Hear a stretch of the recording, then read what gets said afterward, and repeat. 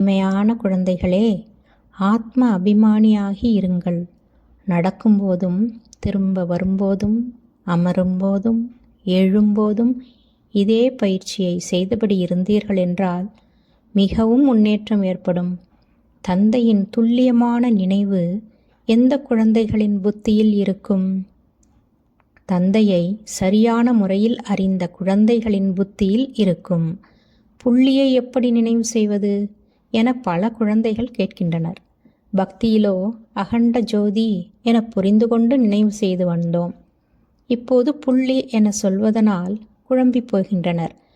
ஆகையால் தந்தை அகண்ட ஜோதி அல்ல, அவர் அதிசூட்சமமான ஒளிப்புள்ளி என்பதை முதலாக நிச்சயப்படுத்த வேண்டும்.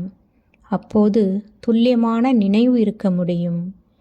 இறைவனை அல்லது ஈஸ்வரனை அல்லது பரமபிதா பரமாத்மாவை யாரும் நினைவே செய்வது கிடையாது. இது கடினமான விஷயமாகும். தூய்மையான உலகத்தில் எந்த உபத்திரவமும் இருக்க முடியாது. தந்தை மீண்டும் வந்து நம்மை சந்தித்திருக்கிறார். தந்தையிடமிருந்து ஆஸ்தி அடைந்திருந்தோம்.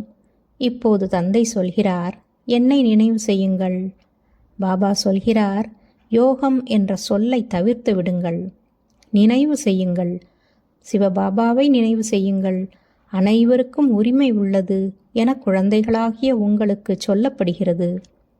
அனைவரும் என்னுடைய குழந்தைகள். உங்களிலும் கூட சிலர் என்னை நல்ல விதமாக நினைவு செய்கின்றனர்.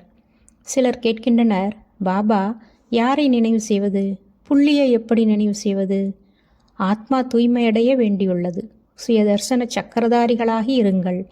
அமரும்போதும், எழும்போதும், நடக்கும்போதும், சுற்றும்போதும் நமக்கு புத்தியில் இந்த முழு ஞானமும் இருக்கிறது. எல்லைக்கப்பாற்பட்ட தந்தையிடமிருந்து நாம் எல்லைக்கப்பாற்பட்ட ஆஸ்தியை எடுத்துக்கொண்டிருக்கிறோம். நாம் 84 பிறவிகளை எப்படி அனுபவம் செய்கிறோம்? இந்த நடிப்பு ஒருபோதும் யாருடையதும் நின்று போகாது.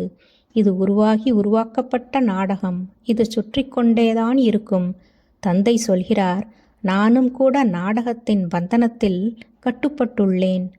தூய்மை இழந்தவர்களை மீண்டும் தூய்மைப்படுத்த நான் வரவேண்டியுள்ளது. நீங்கள் சத்தியுகத்தில் சுகம் மிக்கவர்களாக ஆகிவிடுகிறீர்கள். நானும் கூட பரந்தாமத்தில் சென்று ஓய்வில் இருக்கிறேன். நீங்கள் மிகவும் உயரத்தில் ஏறிவிடுகிறீர்கள். ஒவ்வொரு வினாடியிலும் நடப்பது அனைத்தும் நாடகத்தில் பதிவாகியுள்ளது. தந்தையை மட்டும் நினைவு செய்தால் ஆஸ்தி கிடைக்கும். எவ்வளவு சகஜமானது! நினைவின் மூலம் நீங்கள் எப்போதும் ஆரோக்கியம் மிக்கவர்களாக ஆகிவிடுகிறீர்கள். இது தாரணையின் விஷயமாகும். யோகம் அதாவது நினைவு, அவ்வளவுதான். படகு கரை சேர்ந்துவிடும். நல்லது. மண்மனாபவ. தன்னை ஆத்மா என உணர்ந்து ஆத்மாவின் தந்தை பரமாத்மாவை அன்பாக நினைவு செய்வதால் 63 பிறவிகளுக்கான பாவ கர்மங்கள் அழிந்து போகும். ஓம் சாந்தி.